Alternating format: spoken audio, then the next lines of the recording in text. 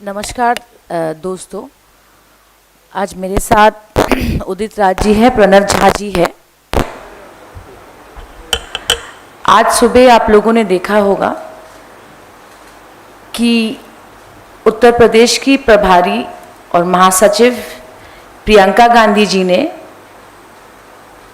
उत्तर प्रदेश के मुख्यमंत्री अजय बिष्ट जी की इस्तीफे की मांग की है।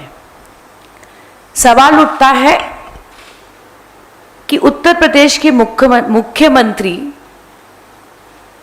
का रेजिग्नेशन क्यों जरूरी है। कल रात को या आज सुबह सुबह 2:30 बजे जिस तरह से उत्तर प्रदेश की सरकार ने हाथरस की बेटी के साथ अन्याय किया, अगर वहां उसी परिवार को और हाथरस की बेटी को न्याय देना है, उसका सिर्फ एक ही जवाब है कि अजय बिष्ट को उत्तर प्रदेश के मुख्यमंत्री पद से इस्तीफा प्रधानमंत्री को मांगना चाहिए। इससे कम या इसको प्रधानमंत्री नहीं करते हैं, हम आज इस मंच से कहना चाहते हैं कि किसी तरह का न्याय हाथरस की बेटी के साथ नहीं होगा। उन्होंने एसआईटी का गठन किया, मुख्यमंत्री जी का ट्वीट आया। मैं अजय बिष्ट जी से पूछना चाहती हूं, क्या इस एसआईटी के पास वो पावर है कि उत्तर प्रदेश के मुख्यमंत्री को बुलाया जाए उस एसआईटी में? आज अपराधियों का अरेस्ट हुआ, पर मुख्यमंत्री को एसआईटी के सामने जवाब देना चाहिए कि जिस बच्ची का इस तरह से बलात्कार हुआ, जिसकी रीढ़ की हड्डी टूटी, जिसके जीभ को काट के फेंक दिया गया, आपने उस बच्ची को पहले डिस्ट्रिक्ट अस्पताल में रखा, आपने उसको फिर अलीगढ़ के एक अस्पताल में रखा, 8 दिन एक नॉर्मल वार्ड पे रखा, और सफदरजंग हॉस्पिटल में आपने तब पहुंचाया जब शायद उसका अंतिम वक्त आ चुका था। इसका दायित्व कौन लेगा? इसका दायित्व, इसकी रिस्पॉन्सिबिलिटी उत्तर प्रदेश के मुख्यमंत्री को लेनी चाहिए। एसआईटी काफी नहीं है, फास्ट ट्रैक कोर्ट काफी नहीं है, सिर्फ अरेस्ट काफी नहीं है। अजय बिष्ट जी को जवाब देना चाहिए कि आपने 8 दिन तक एफआईआर दर्ज क्यों नहीं किया। आप उत्तर प्रदेश के गृह मंत्री हैं, आपको जवाब देना चाहिए कि 6 दिन नॉर्मल वार्ड में आपने उस बच्ची को क्यों रखा। और सबसे बड़ा सवाल कि जब उस बच्ची ने अपनी आखिरी सांस ली, आपने रात के अंधेरे में उस बच्ची को एम्बुलेंस में डाल के आप उसको उसके गांव ले गए। और जो वीडियो आज आप लोगों ने फ्लैश किया है, मीडिया के दोस्तों ने फ्लैश किया है, कि उस बच्ची के माताजी के आंसू हमको दिख रहे हैं कि रो के हाथ जोड़ के कह रही है, मांग कर रही है कि उसके अंतिम संस्कार का अधिकार उस परिवार को क्यों नहीं दिया जा रहा, वो अपनी बच्ची को अपने घर तक क्यों नहीं ले जाने का परमिशन उत्तर प्रदेश की सरकार दे रही है। इसकी इंक्वायरी कौन करेगा?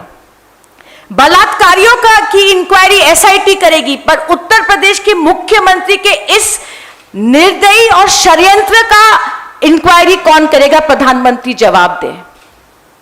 हमारी सोच से बाहर है, हम सोच तक नहीं सकते कि एक मुख्यमंत्री के रहते जो सुशासन की बात करते हैं, आज एक बच्ची का क्रियाक्रम हुआ, किसी रीति रिवाज को नहीं माना गया, 2:30 बजे रात को जिस तरह से किया गया। आप क्या छुपा रहे हैं अजय बिष्ट जी?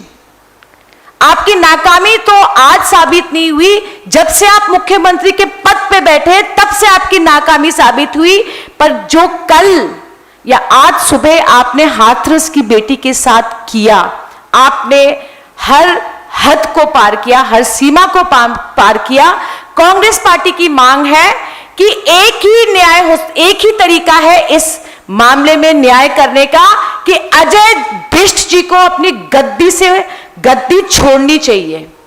एसआईटी में भगवान स्वरूप बैठे हैं जो एसआईटी चलेंगे, पर भगवान स्वरूप जी से हमारा यह सवाल है कि जो यमराज का रूप धारण करके उत्तर प्रदेश के मुख्यमंत्री अपनी गद्दी पर बैठे हैं, उस यमराज के साथ क्या आप कोई इंक्वायरी करेंगे?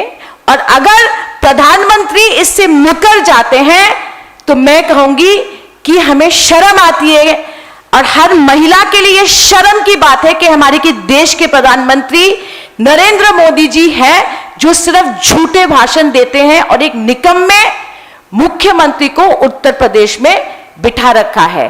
There must be an inquiry.